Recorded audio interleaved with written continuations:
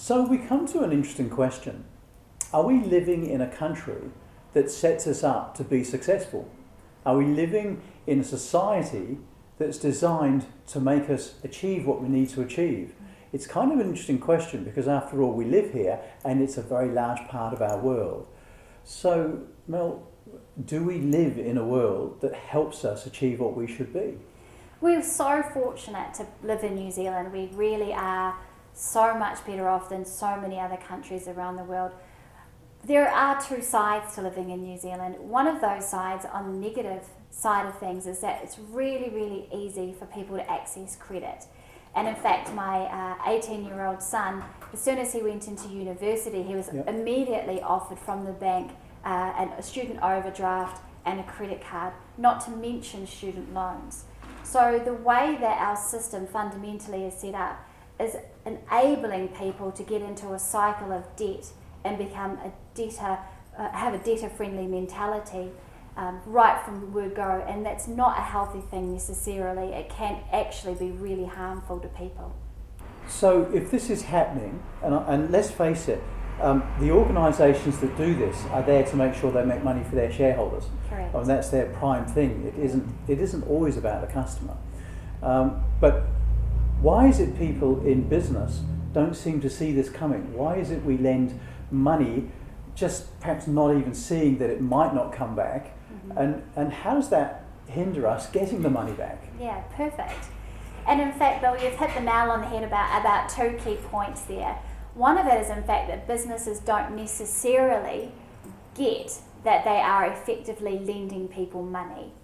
They don't necessarily realise that when offering credit or offering for their services and materials to be paid for at a later date, they are in fact effectively becoming financial institutions.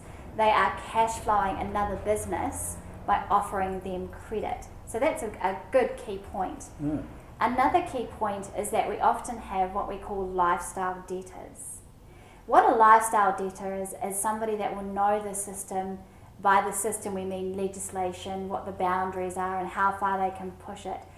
The tricky thing with the lifestyle debtor is you might not be able to spot them, but they are people who will continuously live in credit. They might be transient, they might not.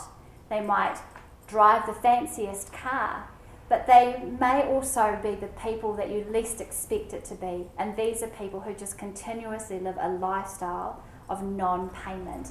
They are habitual non-payers. They're lifestyle debtors.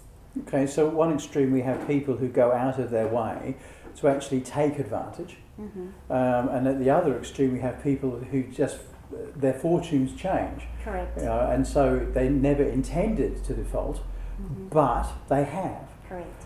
In your experience, how many businesses, I mean if you took 100 businesses in a box, how many of them would you say had taken the trouble and the time to think that through and have something in place to ensure that they could in fact go out and get whatever funds they could if the worst case happens? I think it's something that we don't think through enough in business. You know, I think, and then that stems from business owners not really seeing themselves as being financial institutions. So they're very often not setting themselves up for success as well as they could do. So they're not doing things like credit checks. They're not doing things like capturing fundamental information.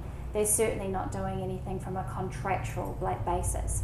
So it's just about a wee shift from the mindset of business owners is to realise, put their financial hat on, realise that if you were to go to the bank and get an overdraft, you would be asked questions. So why would you extend credit sight unseen? So really the thing here is to think about the extension of credit as being a loan. You know, if you have good friends that will come up and say, can you lend me $40,000? And you go, really? And yet you have people that go, can you give me $40,000 worth of stock? And without thinking about it, you just hand that stock over, because after all, that's part of business. So if we were to reposition this and thinking it was our own cash and our own money we were handing over, I wonder if we might approach this somewhat differently.